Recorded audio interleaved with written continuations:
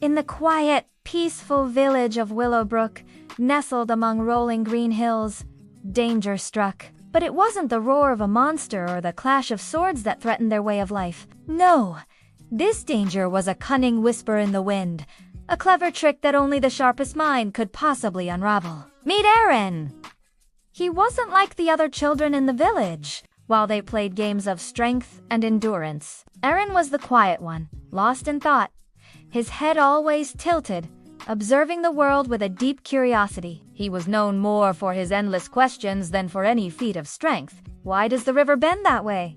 he'd ask. "What makes the echo bounce off the cliffs?" The other villagers would often chuckle at his strange ideas and his fascination with simple things. Shaking their heads at the boy who lived more in his mind than in the physical world, they didn't see the gears constantly turning, the patterns he was piecing together from the world around him. To them, he was just little, curious Aaron. One evening, as the sun dipped below the horizon, casting long shadows across the fields, a chilling rumor snaked its way through the village. A notorious group of bandits, known for their ruthlessness, had set up camp nearby. Their plan was cruel and simple.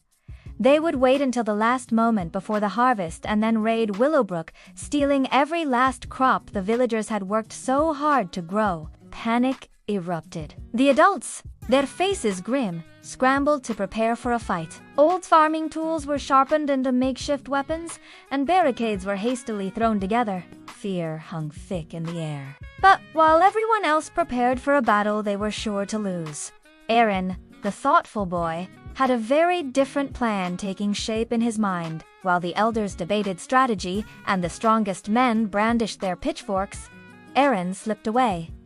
He wasn't looking for weapons. He was gathering his own kind of arsenal. He collected shards of polished metal and old mirrors from discarded vanities. He gathered up the spare torches used for evening festivals and convinced the village musicians to lend him their largest drums. To anyone watching, it would have looked like a child gathering junk, but in Aaron's mind, a brilliant illusion was being constructed. Under the cloak of darkness, he led a small group of other children to the hills surrounding the bandits' camp. Following his quiet, precise instructions, they set up the mirrors at specific angles. They placed the torches behind them and positioned the drums in the valleys where the sound would echo and amplify. It was a stage, and Aaron was the director of a play meant for a single, terrified audience. As the bandits feasted around their campfire, confident and boastful, Aaron gave the signal. On one side of their camp, a single torch was lit.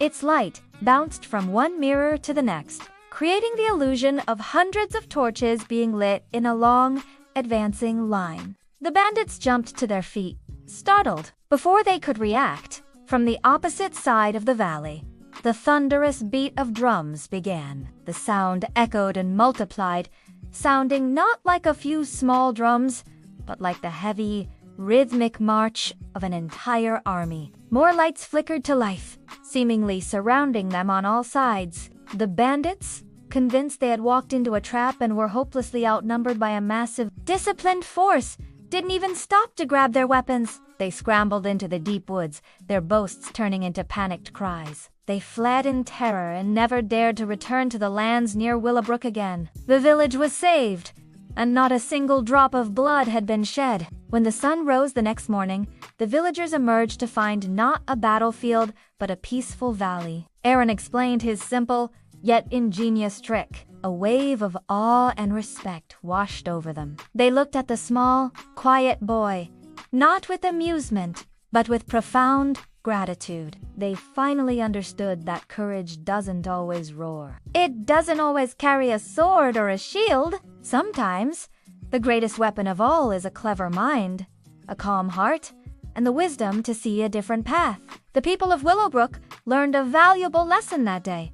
True bravery isn't found in the heat of war, but in the power of a brilliant idea. Thank you so much for joining me on this journey to Willowbrook. If you enjoyed this story and want to hear more tales of wisdom and courage, please hit that like button and subscribe to the channel. It really helps us bring more stories like this to you. We'll see you next time.